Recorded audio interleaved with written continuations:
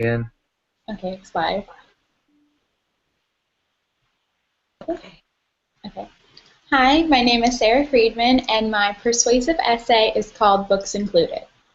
My overall general purpose is that students should have the option during class registration to include the price of their textbooks at a discount with an incentive to lower the price of their books. This would include having the books delivered to the correct classroom on the first day of the semester, having it right in front of you ready. Students are paying way too much for textbooks, it's plain and simple. College textbooks can average from about $20 to $200, depending on either if you're renting or buying them, or depending on what class you're taking. Visualize yourself driving into a busy parking lot with eager college students waiting for a spot, possibly. Oh my god, I need to restart this. Can I start from over again? Or you can continue. I know, but I just right there. you can start all over. That's fine.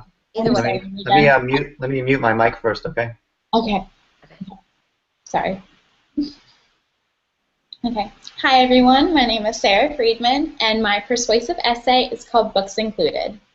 My overall general purpose is that students should have the option during class registration to include the price of their textbooks at a discount with an incentive to lower the price of the books. This would include having the textbooks delivered to the correct classroom on the first day of class. Students are paying way too much for textbooks, it's plain and simple. College textbooks can average from about $20 to $200, depending on either if you're renting or buying them, or depending on what class you take. Visualize yourself driving into a busy parking lot, fighting eager college students, waiting for a spot, and awaiting the endless line to purchase your textbooks for the upcoming semester. You may be waiting possibly hours, not even knowing if your book's sold out or not. You're not only taking time out of your busy schedule, but you also have extra stress on top of that of the high cost of the books. The final cost of all your books together can probably even equal to another class. Students can't really shop around and find the most affordable option. Most likely, anywhere you go, they're going to be around the same price. Publishers can keep costs high by printing new editions to every 3 to 4 years, making the older books useless and unable to be resold. Most textbooks now come with a code for an online part of the class. This makes the textbook unsellable after the code can only be used once. These thoughts come from past experience I've had from different bookstores.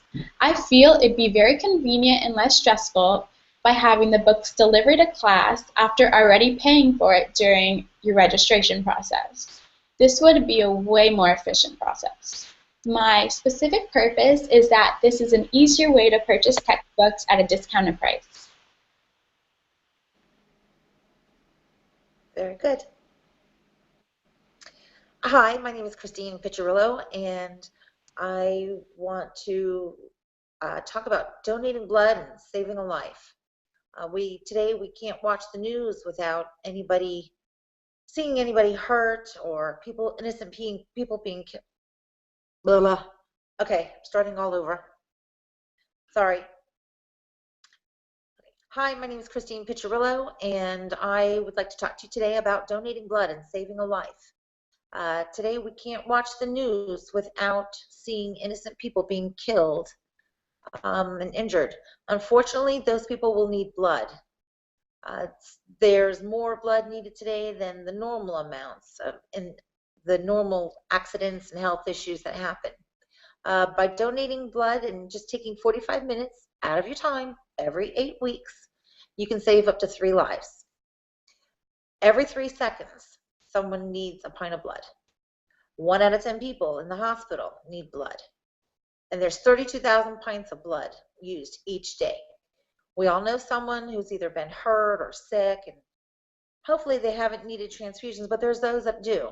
And it's very rewarding feeling knowing that you're helping to save somebody. What if tragedy struck you or your family and you needed blood? Wouldn't you want it available? By taking action today, you can be that lifesaver. To those of you that say you don't have time, or you don't like needles. I don't like needles either. All I can tell you is when you're there, you sit in the chair, don't look. The little poke will not hurt you, and it will help somebody. And just think about the lives that you're saving doing that. 60% of the population is eligible to donate, but only 5% do. I'm a universal donor. I'm O negative. My blood can be given to anybody, and it is especially for premature babies because nobody else can donate to them, as well as children with cancer. So I feel very comforted and like I'm doing a really good deed when I do donate. So visualize the people that you're helping, go down there, and when you see that big red bus, pull on over and take 45 minutes and donate some blood. They'll even give you something to eat, something to drink, and possibly a free movie ticket just for donating. And while you're lying there relaxing, smile, knowing that you're there saving a life. Very good.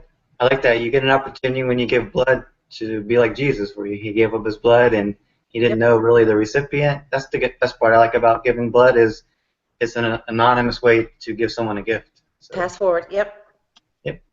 Sarah, very good about the books. Definitely overpriced books. And if they get included in the class, I think that would be very helpful. This is one less step that we have to go through, right? Yeah. All right, so I'm going to go ahead and get started. Hello, my name is Keith Hazeman. I'm going to do a persuasive speech today. I'm not going to tell you the topic right off the bat. I'm just going to actually go into some quotes or some statements that people made when they realized that this affected their life. And some of those quotes are, I never thought that this could be such a major health issue in my life. I never knew this could shorten my life. If I knew then what I know now, I definitely would have made some changes in my life. And what are these people speaking about? They're speaking about the effects of sitting too much. It is a health hazard. Some people describe sitting too much as actually being the same as a smoker. There's a medical doctor. His name is James A. Levine. He's also a PhD. He wrote an article for the Mayo Clinic, and in that article is entitled, "What are the risks of sitting too much?" Levine says in that article, research has linked sit-in for long periods of time with a number of health concerns, including obesity, metabolic syndrome. This is a cluster of conditions that includes increased blood pressure, high blood sugar, increased fats around the waist and abdominal area, in addition to cholesterol levels going high. He also says that too much sitting also seems to increase the risk of death from cardiovascular disease and cancer. And Levine, he wrote that article back in September 2015. So think about that. The same effects of being a smoker is also contributed to sitting too much. I mean, I find that's really fascinating, and I had no idea that it could be that way. I know a lot of people are saying, well, you're just sitting there. How can it be that bad for you? You have to think about what the word sit-in actually means. It means that you're not moving. You're stationary. It means that you're stagnant. All these things that are really bad for you, obviously. And we also heard that Newton says that a body in motion will stay in motion and a body at rest will stay at rest. So we should also think about that not for like planets and things that are out in outer space, but actually for our own bodies as well, that our bodies are designed to be moving, not to be sitting for long periods of time, and realize the health effects that go along with that. We also can't always see the actual effects of sitting too much. I mean, we can't see someone really that has high blood pressure, can't see someone that has high cholesterol, but there is one thing that we can see when someone sits too much, and that is increased body weight or obesity. So we can see that and be able to do something about that. There's also a thing that's called the freshman 15, if anyone's ever heard of that. Basically what it says is that a college student in their first year will gain 15 pounds, and there's a lot of things that contribute to that. I mean, there's also induced stress because they're in a college situation. The parents aren't there to prepare their meals for them, so maybe they make some bad meal choices. But also the number one thing is that they're sitting more. So you have to study for class, they have to actually sit in class, and they're actually studying a lot more than they did in high school, so that contributes a lot to that weight gain. There's also someone that wrote an article that was actually worded just like that. The article that was written for healthykids.org entitled What's Behind First-Year Weight Gain? And the author of that article is Larissa Perch. She's a medical doctor, and her quote from that article is, "Studies show that the students on average gain 3 to 10 pounds during the first 2 years of college. Most of the weight gain occurs during the first semester of the freshman year." She wrote that article back in January 2014. So why do they gain so much weight in that first year? Again, it's mostly just because they're just sitting too much, just being able to study too much. College students just spend way too much time just being able to sit on their butts. So they definitely need to get off their butts. But there's some good news also. It's not all bad news, because obviously there's simple steps that we can take to counteract sitting too much. Most experts recommend that for every hour that you sit, you should walk a minimum of 2 minutes to counteract that sitting for long periods of time. There's also another article that I looked up. There's another medical doctor. He wrote an article for the Cleveland Clinic on their website. The man's name is Mahan Fears. He's a cardiologist at the Cleveland Clinic as well. And he shared his thoughts in that article. The article is called "Can Sitting Too Much Cause Your Heart Attack?" is the name of the article.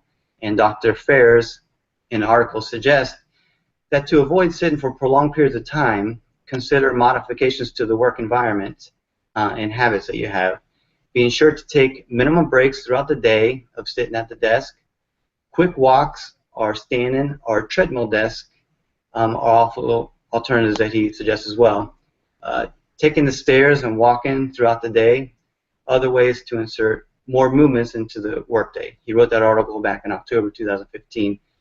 So we should definitely, in addition to that, being able to exercise more as well. And most of the experts recommend for anyone that sits at a desk for 8 hours a day, they should actually be working out for 15 minutes for every hour that they sit at the desk. So someone works at a desk 8 hours a day, they should be working out 2 hours every day. Doesn't mean it has to be all one time. It doesn't have to be high intensity. It could be little things like walking, a little bit of weight training, and so forth. You could do like an hour in the morning, an hour in the afternoons, but that'll help get you in better shape and be able to counteract the bad effects of sitting too much. So hopefully this has encouraged you and persuaded you from thinking that maybe sitting for long periods of time is not bad for you, but it actually is. And hopefully you'll get off your butts and do something about it. Thank you very much. Good job. All right, thanks everybody. Have not heard back from Heidi. Sarah, did you want to re-record your informative speech? Yeah. Okay. All right, so let me go ahead and mute my mic. Did mine come out? Oh, sorry. Go ahead. Sorry. I was on mute too. Okay. Here we go. Okay. Hi, my name is Sarah Friedman, and my informative speech is going to be on Netflix. My general goal is that I would like to inform my audience, and my specific goal is that at the end of my speech, my audience will understand how Netflix has gained popularity over time.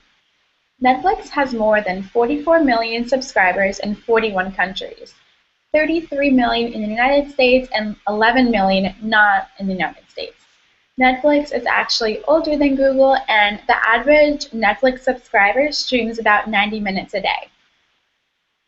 Netflix started as a small DVD by mail service in the United States and has expanded its streaming video services worldwide in the last few years.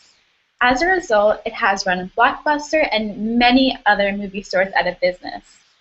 Many people found that Netflix was more convenient because the DVD by mail service only required you to pick your requested movies on the web, and a few days later it was shipped to your house with no gas or miles wasted. The online streaming offers a numerous amount of movies and TV series you can watch. It also remembers where you left off. Netflix makes it very easy to binge watch marathons, absorbing an entire series in one sitting. Netflix was founded in 1997, and Google was actually founded in 1998. Netflix has other competitors such as Hulu.com and Amazon Prime. As technology grew more and more, people found out and purchased a Netflix subscription that could be canceled at any time. Netflix recently started producing its own TV shows such as House of Cards, Arrested Development, and Orange is the New Black, which are specifically only available on Netflix. Many of these shows have actually won Emmy Awards. And to conclude everything, Netflix is a relatively cheap way to be entertained, and it's also nice to be able to binge watch shows after a stressful day.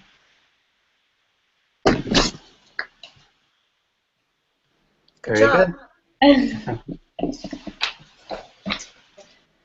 All right, so I think one of the questions you're going to ask us is in our groups, what topics did each person talk about? So make sure that we jot that down. Okay. Oh, Okay, so I'll write on the back of this. so here.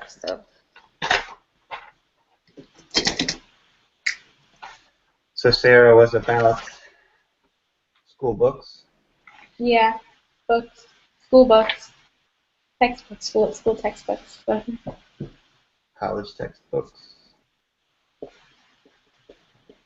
And Christine, donating blood.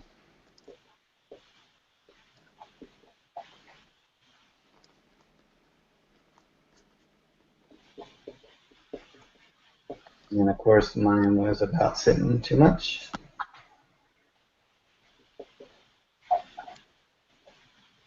All right, cool. So I don't know who wants to reach out to Heidi. I haven't gotten a text back from her. What? Excuse me, what were the other ones? Keith, what was your informative? My informative one. Yeah. Or persuasive.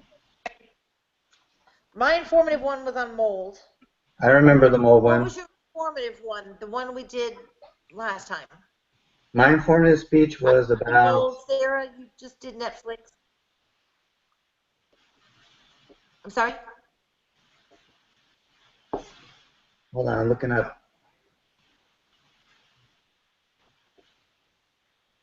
My informative speech. No, that's the introduction. I'm sorry. Hold on.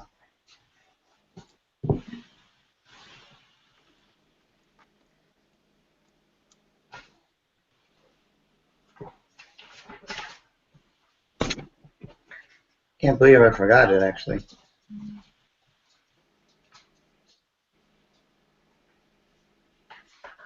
Working out? No. Oh, happiness. Happiness was the title. Happiness. Okay. How could I forget that? Okay, so are you going to send us the link for this? Yeah, what I'm going to do, it takes like 5 or 10 minutes for We're live right to show up now. in my account, in my YouTube account, and then I'm going to copy and paste the URL into the into our course email.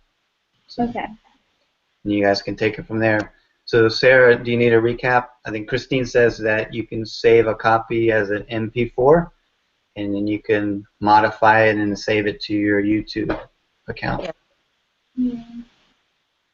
What I'll do is I'm actually going to do my edit tomorrow, but if for some reason you guys can't edit it, my edited one I'm going to save as a copy, so I'll keep the original. So if for some reason you guys can't edit it and I can edit it through my account, then I can do that. Thank you. I'm going to try to do mine tonight, so Okay. I'll let you know if I have any issues. Yeah, and I don't know what happened, but when I turned in my informative one, and I edited it, and it was fine, and he says that he got Sarah's. So I don't know if it's something that he has linked up in his course, that our names got switched or something. Wait, but, he got my speech from you? Yeah, and then I got your speech from me. I know that's why I think in the course, I think he got it linked up wrong because I know for a fact I edited mine. I know I edited mine, and then I checked back, and it was you, and I'm like, what's going on? Right. So I think it was something wrong with the way that he has us linked up in the grade book or something. Okay. So did you have to? But you fixed it though. He said he watched it off of yours, and he said it was fine. So I still have a 0 on mine. So he said I have to redo it. that doesn't sound right. If he was able to watch it, because I'm thinking. Yeah, even if it's on account. Yeah, I don't know. Because if he was able to watch mine off yours, then the opposite should be true. He should have been able to watch yours off of mine. So I don't know. But at least I redid it, so it won't be a 0 anymore. Like lowered my grade. I'm like, no. You did Yeah. good. Yeah. Our grade book actually has a lot of zeros on it because a lot of stuff's not showing up in the lesson plan. Oh, So, yeah. I don't know. So hopefully this will just go away. I don't know. So anyway, let me go ahead and stop the recording.